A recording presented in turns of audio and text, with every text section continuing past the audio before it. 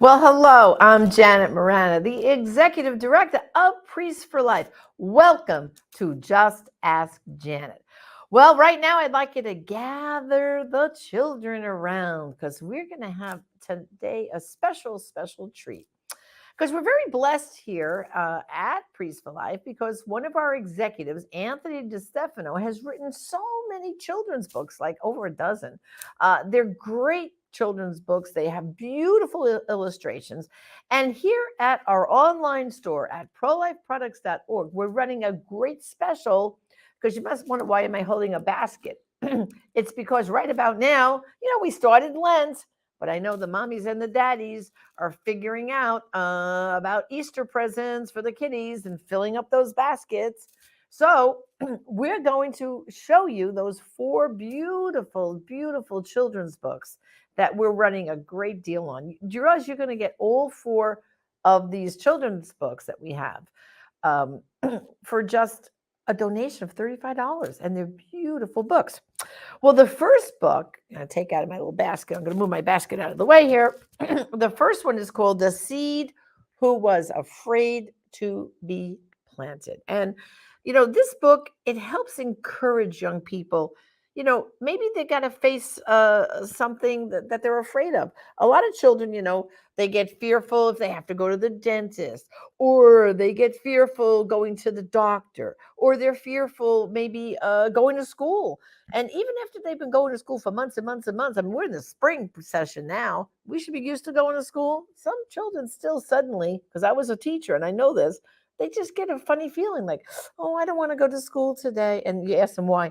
I don't know. I'm afraid. Afraid of what? You've been doing this for 5-6 months. Oh, I don't know. So in this book, and we're going to read the story right now, it's adorable story about a little seed that he preferred to stay in the seed packet, in the farmer's drawer, rather than be put down into the dark dirt. So let's enjoy right now The Seed That Was Afraid to Be Planted.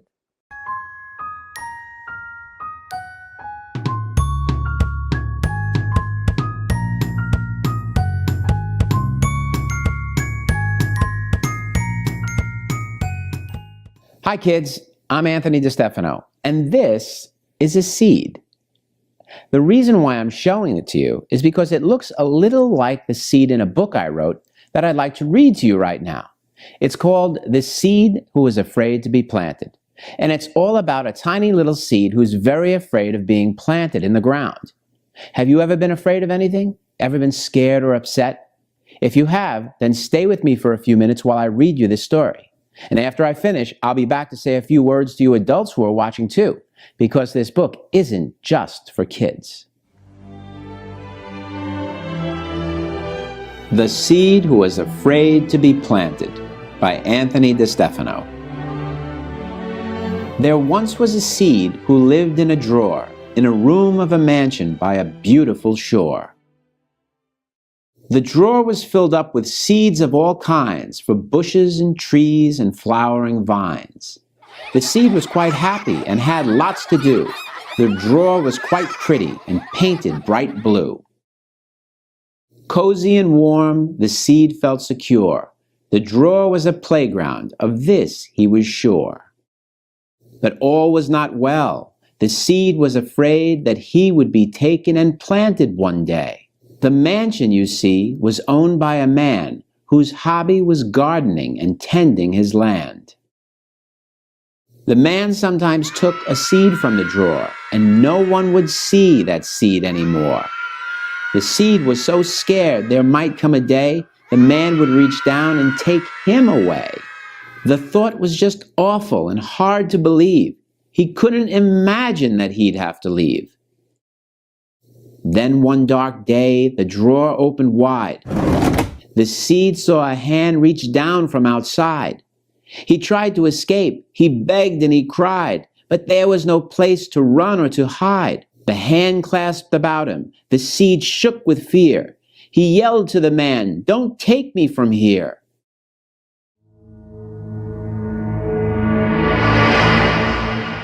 Outside in the garden, the seed looked around. He saw to his horror a hole in the ground. A hole in the ground? Oh no, it can't be. I want to go back to my drawer, can't you see? I'm scared to be planted. I want to be free. I'm in so much pain and such agony. The man was just silent. He made not a sound. He just smiled softly and put the seed down. The sky was deep purple. The seed said a prayer. The man stood above him and buried him there. He started to moan. He started to groan. He felt so abandoned, forsaken, alone. Tired and frightened, he started to weep, but soon closed his eyes and fell fast asleep. All covered with dirt, he dreamed he would die. But then all at once, in the blink of an eye, something took place there in that hole to the seed's weary body and terrified soul. He started to change. He started to glow. The little seed stretched out and started to grow. What can be happening? The little seed cried. What is this feeling I have deep inside?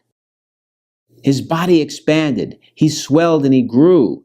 He rose in the dirt till his head wiggled through. Once through the soil, he saw a great light. The sun in the sky was dazzlingly bright. Slowly but surely, the seed was aware of rising and climbing up into the air. At last the seed realized, at last he could see, he was really and truly becoming a tree. Higher and higher the little tree went. Into the heavens he made his ascent. Suddenly branches sprang from his side. Hundreds and hundreds of leaves multiplied. The branches grew nuts and fruits that hung down. They swayed in the breeze and covered the ground. Then filling the air with fragrant perfumes, the tree sprouted flowers and blossoms and blooms. Then birds began building nests for their young, joyfully flapping their wings as they sung. In the tree's branches, the baby birds napped, while woodpeckers pecked at his bark full of sap. Cardinals and blue jays flew from above. They played with the eagles and owls and doves. Squirrels and rabbits began to appear. Beautiful butterflies came flying near. The tree was amazed. He looked at the scene. The sky was so blue, the garden so green. Mountains and vineyards and cities he saw. Millions of mansions looked over the shore. The tree was so thankful and heavy with fruit, he bowed to the man in humble salute. The man stood below, a smile on his face. His children were running all over the place. They climbed up the tree. They swung from his vines. They seemed to be having the happiest time. The garden was sunlit. The tree was aware of laughter and music and life everywhere. Life in the garden, life on the shore, so much more life than he had in the drawer. A breeze stirred his leaves, a wind howled through. The tree understood that all things were new.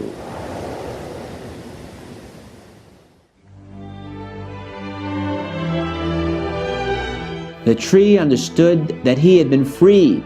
He barely remembered when he was a seed. He barely remembered his life in the drawer. His fears disappeared and returned nevermore. Did you like that? You know, kids, the meaning of this story is very simple. Just like the seed who was afraid to be planted, sometimes we can feel scared and lonely and abandoned. When something new and different happens in our lives, like the first day of school or having to go to the dentist's office, or something very serious like the death of a pet or even someone in our family, it can be so frightening. But no matter what happens, you have to remember that God is like the gardener in this story. He loves us and cares for us very much. And if you trust God completely, He'll help you to overcome your fear and grow into the best kind of person you can be. And that's true for us adults too. At one time or another, all of us feel scared. All of us grieve over losses.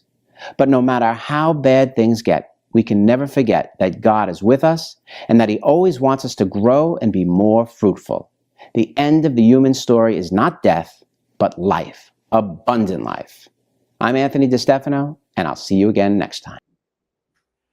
Wasn't that a beautiful story? And again, the seed that was afraid to be planted, you can order it as part of our great Easter bundle of children's books at prolifeproducts.org. And like you saw in those pictures, the illustrations in this book are just beautiful, aren't they? Look how colorful. And I know your children will enjoy it. And it gives a good lesson too, as Anthony said. Well, also today, we're going to read another one of Mr. DeStefano's books. And this one is The Sheep That No One Could Find. And of course, we all know that parallels with the story of Jesus, the Good Shepherd, right? The Good Shepherd leaves the 99 sheep right there in the pasture and goes out for that one lost sheep. And this story is going to tell us about this one little rascal. This little sheep was away from the flock and what they had to do to find this little sheep. So let's enjoy now Anthony DeStefano reading The Sheep That Nobody Could Find.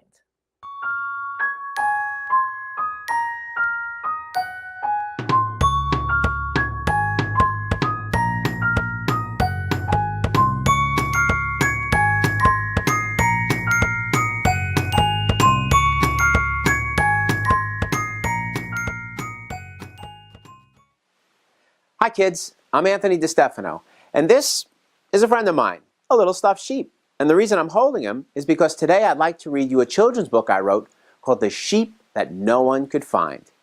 And it's about something that all kids need to know about, being sorry when you do something wrong. It's based on the famous parable of the lost sheep in chapter 15 of the Gospel of Luke. And after I finish reading it, I'll have a brief word to say to you adults who are watching too, because this subject isn't just for kids, right? Right. The sheep that no one could find.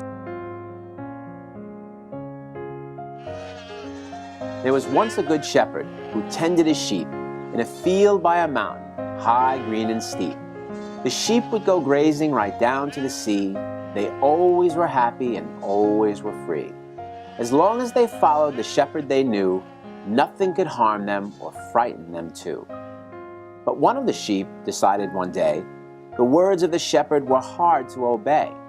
Instead, he decided to do things his way. He even decided to run far away. So he snuck off alone as fast as he could, over a river and into a wood.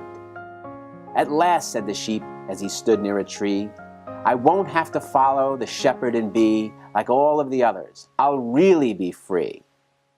So into the valley the little sheep crossed and wandered all day until he was lost. Lost and confused, he wasn't aware a hungry old wolf had spotted him there. The wolf licked his lips and drooled at the sight. He got an idea and said with delight, I think I'll have lamb chops for dinner tonight. But in order to take the sheep by surprise, the wolf had to use a most clever disguise. He put on a sheep suit, a mask on his head, then waved to the sheep and cheerfully said, How about having some dinner with me? I live over there. Would you like to come see? The sheep, who felt lonely, said in reply, I'd love to have dinner, just you and I. But when they arrived at the hungry wolf's lair, there wasn't a trace of food anywhere. The wolf grinned and said, There is no mistake. You see, silly sheep, I'm just a big fake. Now come over here. Don't try to go back. You are my dinner, my tasty sheep snack. The little sheep screamed and dived underneath the wolf's snapping jaws and razor-sharp teeth. He raced through the forest, past buzzards and bees. The wolf chased behind, but got lost in the trees. Up into the mountain, the frightened sheep flew. He had no idea just what he would do. But all of a sudden, he came to a stop the moment he got to the high mountain top. For blocking his path, the little sheep saw a huge, angry lion who started to roar. The lion was mean and prideful and bad. He prowled through the country and always was mad. In order to show off his strength and his might, he tried to devour all the sheep in his sight. With fury he scowled, "How dare you come here? This is my mountain, isn't that clear?" Then making a lunge with his powerful paws, he sliced at the air with his long deadly claws. The sheep backed away on the mountain's flat top, but couldn't go further or down he would drop. So he leapt on the lion and slid down his tail. He landed behind him, then ran down the trail. Far off in the distance, he saw a tall tree. "Finally," he said, "a safe place for me." He climbed up the tree, and taking a chance, he crawled to the end of a thin leafy branch. "At last," breathed the sheep, "I'll take a short rest, and just like a bird, I'll hide in a nest." But the sheep felt so sad. "I want to go home. I'm tired of being so scared and alone. I miss the Good Shepherd. I'd much rather be following him than stuck up this tree." But just at that moment, from out of nowhere, a slithering snake hung down in the air. The snake was a liar, an evil one too. The words that he spoke were always untrue. He said to the sheep, "Your shepherd is cruel. He'll never forgive you. Stop being a fool." His tongue darted out. He started to hiss. "Come here, little lamb. Let me give you a kiss." "Come here," he repeated. "Come here, pretty please. I'll wrap all around you and give you a squeeze." The sheep wiggled out. He barely got free. He jumped to the ground and started to flee. The snake was behind, the little sheep knew. The wolf and the lion were chasing him too. But when he got tired and wanted to quit, he suddenly fell in a dark, open pit. The sheep couldn't see the pit was so black. Above him, the beasts were set to attack. "Oh, what can I do?" the little sheep sighed. "I'm trapped and alone and just want to cry. I've been so confused, so wrong and so blind. My shepherd was caring and loving and kind. I should never have left.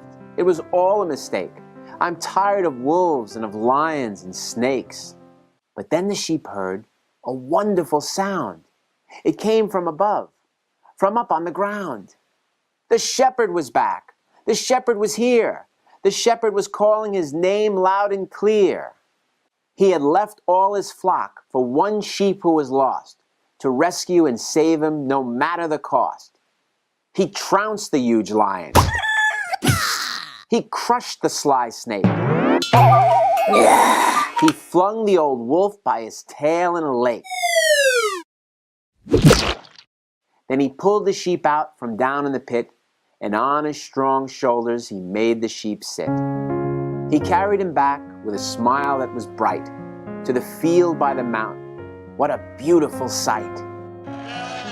The sheep were all glad to see their small friend. He promised to never leave them again. To the shepherd he said, "I'm sorry I strayed. Forgive me for all the mistakes that I made." "All is forgiven," the shepherd replied, and the sheep could detect tears of joy in his eyes. "My heart is so happy. My love is so deep. Welcome back to your family. Welcome home, my lost sheep."